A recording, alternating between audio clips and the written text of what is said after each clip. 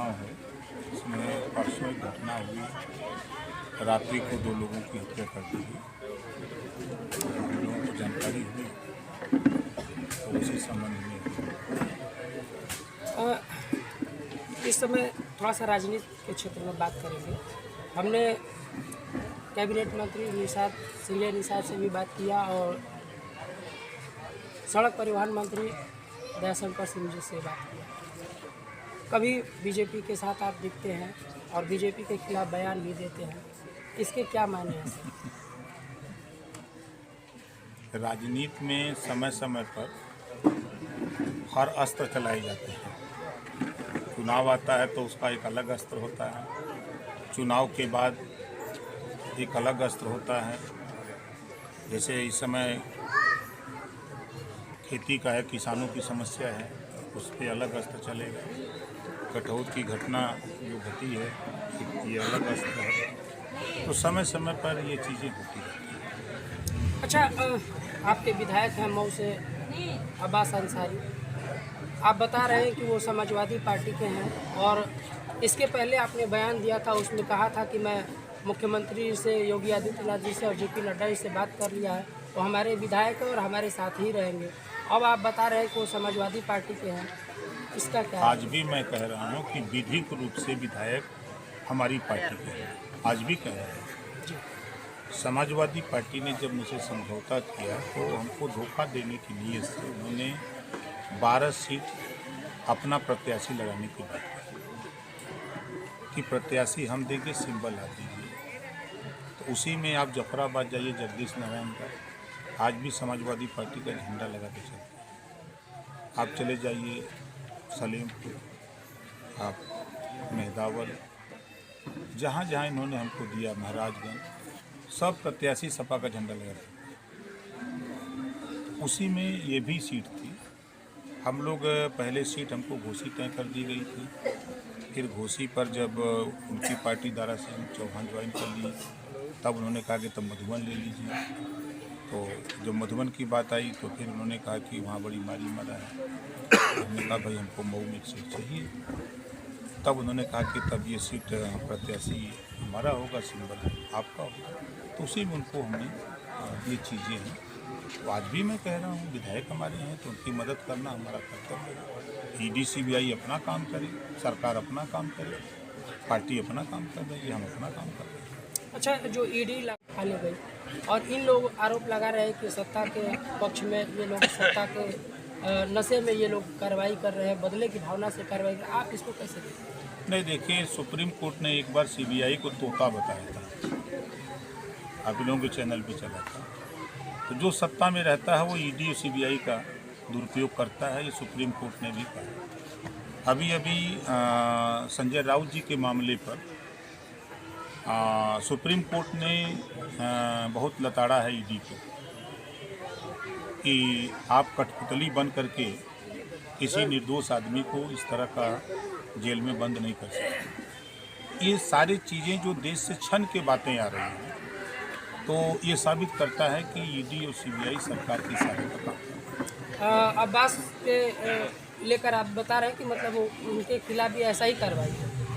देखिए, ईडी का जो काम चल रहा है, मैं फिर कह रहा हूँ कि जैसे अब संजय राउत को ले लीजिए, क्या कसूर, कोई कसूर नहीं पेश कर पाए, कोई साक्ष्य ईडी नहीं दे पाई, लेकिन उनके खिलाफ मुकदमा लिख करके जेल भेज दिए। जेल में बेचारे पड़े रहे, जमानत करा के आए। तो ईडी को अपना साक्ष्य भी तो प्रस्तुत करना चाहिए। बंद करना तो हम बैठे हैं, अभी हमको पकड़ के बंद कर दें, जेल भेज दें, लेकिन जब साक्ष्य प्रस्तुत करना होगा तो नहीं दे सकते। संजय राउत के साथ हुई, बहुत लोगों के साथ हुआ।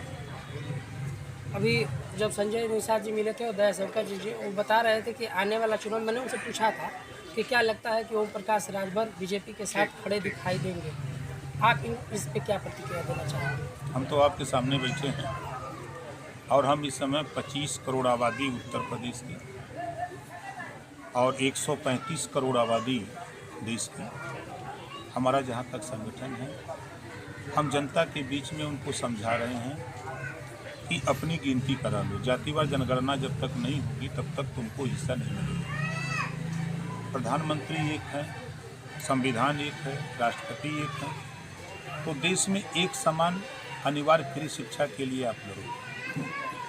आज RBI reserve bank of India गरीबों के पैसे जो टैक्स में कट रहे हैं वो आरबीआई जमा हो रहे हैं।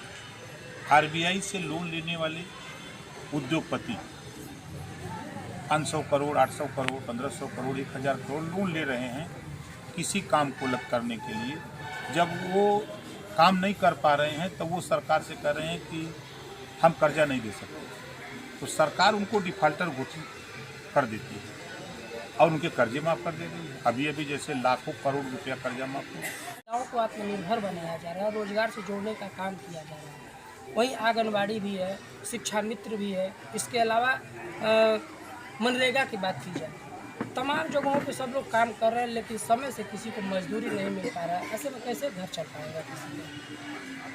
देखिए, ये जिम्मेदारी सरकार की होती है। हम अगर कोई योजना ले आ रहे हैं तो योजना के पहले हमको उसकी व्यवस्था कर लेनी चाहिए कि हम अगर ये स्कीम लॉन्च कर रहे हैं तो इसके लिए हमारे पास इतना फंड होना चाहिए। जैसे कोई सड़क बनाने की योजना बनी कि सड़क बनेगी तो उसका एस्टीमेट बनता है कि इतना रुपया लगेगा तब ये सड़क तैयार होगी। उसी तरह सरकार को चाहिए कि योजना, बेरोजगारी इतना चरम पे है कि मनरेगा में MEd, BEd, BCom, MCom, MSc, BSc बच्चे मनरेगा में काम कर रहे हैं।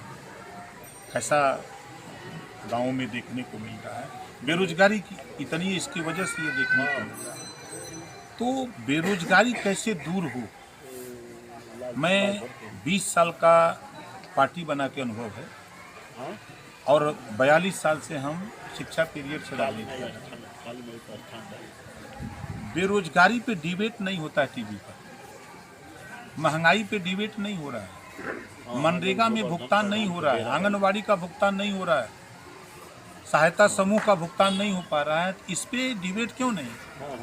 डिबेट हिंदू मुसलमान, अगड़ा पिछड़ा, ये कौन सा डिबेट है? मुद्दों से ध्यान भटका करके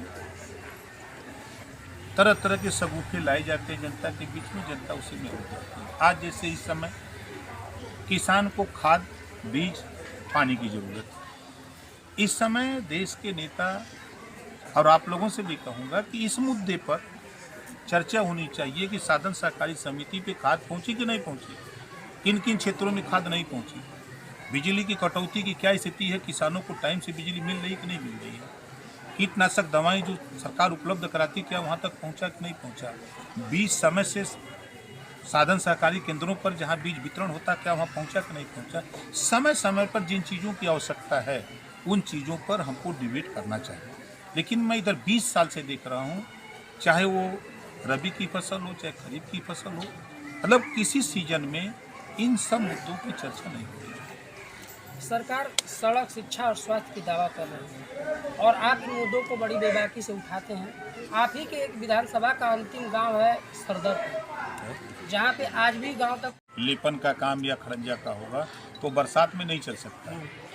जो मुझे जानकारी दी गई वहाँ बिल्कुल सही कह रहे हैं, वहाँ खुदाई करके बाहर से मिट्टी या बालू डाल करके तब उसका लेपन का काम हो या खड़ंजा का काम हो, जो भी काम हो तब संभव है। वहाँ एस्टीमेट बना था सारी व्यवस्था, लेकिन वो कैंसिल हो गया। विगत 25 वर्ष पहले गांव के लोग बताते हैं कि 25 वर्ष पहले किसी जनप्रतिनिधि ने खड़ंजा कराया था, लेकिन 25 वर्ष के बाद आज तक एस्टीमेट नहीं बन पाया है। देखिए, हमारा अपना मानना है कि मैं उस गांव में गया था, मुझे याद आ गया जब आपने याद दिलाया तो। चुनाव के बाद गए? हम चुनाव के बाद, हम चुनाव वोट मांगने नहीं जाते हैं, क्योंकि चुनाव में वो लोग वोट का बहिष्कार कर रहे थे, झंडा बैनर लगा कर। नहीं, मैं चुनाव में भी गया था उस गाँव में, चुनाव में भी गया था। उन लोगों से कहा था कि चुनाव बाद मैं आऊँगा आपकी समस्या सुनने के लिए, अभी इस समय नहीं सुनूंगा। इस समय आप हमको उस लायक समझते हो तो वोट दे दीजिए। 5 साल आपने हमसे ये समस्या क्यों नहीं बताई? मैंने उस दिन सवाल उनसे किया। देखिए, प्रदेश में या आम आदमी में गरीब कमज़ोर चुनाव के समय आता है तो सड़क तक निकल जाता है, बाज़ार में जाके चुनावी माहौल में घूमता है। लेकिन जिस तरह विधायक, प्रधान, जिला पंचायत, क्षेत्र पंचायत वोट मांगने के लिए जनता के तक जाते हैं, ये बात आम जनता जानती है कि जब वोट आता है तो हमारे पास लोग आते हैं। आपका भी कर्तव्य है कि जब आपका काम है, आपने वोट दिया, जिसको जनप्रतिनिधि बनाया है, तो उसके यहाँ तक जाना चाहिए। सरदरपुर में जब मैं गया तो यही सवाल किया कि 5 साल आप हमसे क्यों नहीं मिले। तो लोगों ने कहा कि हम लोग सोचे कि दूसरी पार्टी के हैं। हम क्यों महाराज, हम दूसरी पार्टी के नहीं हैं, हम जहूराबाद के विधायक हैं। और जहूराबाद में जिन लोगों ने वोट दिया नहीं दिया वो अलग बात है, लेकिन हम पूरे जहूराबाद विधानसभा के विधायक हैं। तो हमारा कर्तव्य है कि आप अपनी समस्या लेके आओ। अगर मैं न सुनता तब आप हमसे कहते। तो जब ये कैंसिल हो गया तो मुझे लोगों ने बताया, बताया लोगों ने, तो हमको याद आ गई। तो मुझे लोगों ने बताया कि साहब यहाँ आवागमन में अगर रास्ते पे ईंटा का टुकड़ा डाल के हो जाता तो भी हो जाता। तो मैंने एक्सीएम को और जेई उनको एससी को फ़ोन किया, 162 टाली वहाँ टुकड़ा गिरवाया। तो हमारी कोशिश भी है कि उस सड़क को लंबा है, बजट ज़्यादा है। अभी काम है सरकार महोदय। अभी 15 नवंबर तक प्रदेश सरकार गड्ढा मुक्त के लिए कही थी, लेकिन ग्रामीण इलाकों में सड़क में गड्ढा है कि गड्ढे में सड़क का प्रतीत नहीं हो पा रहा है, क्या कहेंगे? देखिए, बरसात एक ऐसा सीजन है कि अच्छे अच्छे लोगों का चेहरा बिगाड़ देती है। ये तो सड़क है। चलिए ये देखने को मिला। तो बेरोजगारी कैसे दूर हो, मैं 20 साल का पार्टी बना के अनुभव है और 42 साल से हम शिक्षा पीरियड से राजनीति कर रहे हैं। बेरोजगारी पे डिबेट नहीं होता है टीवी पर, महंगाई पे डिबेट नहीं हो रहा है, मनरेगा में भुगतान नहीं हो रहा है, आंगनवाड़ी का भुगतान नहीं हो रहा है, सहायता समूह का भुगतान नहीं हो पा रहा है। इस पे डिबेट क्यों नहीं? डिबेट हिंदू मुसलमान, अगड़ा पिछड़ा, ये कौन सा डिबेट है? मुद्दों से ध्यान भटका करके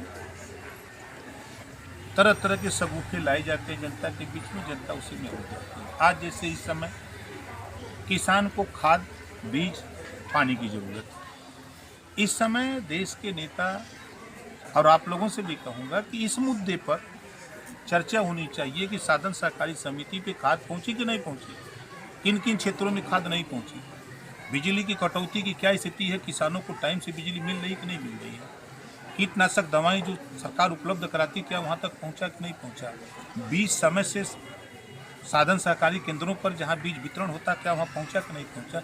समय समय पर जिन चीज़ों की आवश्यकता है उन चीज़ों पर हमको डिबेट करना चाहिए।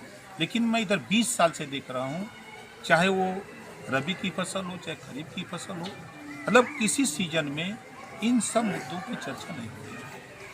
सरकार सड़क, शिक्षा और स्वास्थ्य की दावा कर रही है और आप इन मुद्दों को बड़ी बेबाकी से उठाते हैं। आप ही के एक विधानसभा का अंतिम गांव है सरदरपुर, जहां पे आज भी गांव तक पहुंचने के लिए सड़क नहीं है, वहां एम्बुलेंस नहीं पहुंच सकती है। उस गांव का विद्यालय जर्जर है, उसमें बच्चे जान जोखिम में डालकर पढ़ाई करते हैं। क्या आप कभी वहां पे गए हैं या फिर कभी आपने जानने की कोशिश की? नहीं, देखिए सही बात है कि मैं नहीं गया हूँ, ना मुझे जानकारी है। मुझे तो अच्छा लगा आपने बता दिया। अब हमारे नेता लोग हैं, अमरनाथ पासवान जी यहीं बैठे हैं, उसी इलाके में घर है, सुरेश जी हैं, उसी सड़क पर पड़ी थी साहब वो। अच्छा, गोड़ौर के बगल है, मैं बता दे रहा हूँ। गोड़ौर वहाँ पे खुद विधायक रही है। 1.5 किलोमीटर वाला सड़क है का मैं गया हूँ। वहीं पर टुकड़ा पड़ा। उसका एस्टीमेट जो है, एस्टीमेट बना था और एस्टीमेट जब मैंने वहाँ चेक किया तो पैसा रिलीज नहीं हुआ, वो कैंसिल हो गया। जब गांव के लोगों ने मुझसे कहा कि आने जाने में सुविधा हो रही है तो 162 टाली मैंने ईंटे का टुकड़ा वहाँ गिरवाया अपने जो